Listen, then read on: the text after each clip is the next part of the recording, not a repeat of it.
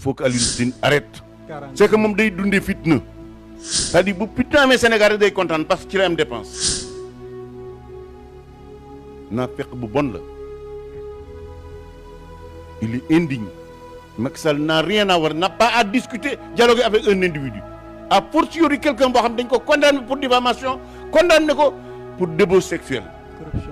Corruption de la jeunesse mooy débauche sexuelle sur sur des filles de moins de 21 ans loolu lay teg mooy di sëy ak gone gu amul ñaar fukki at ak benn te takkoo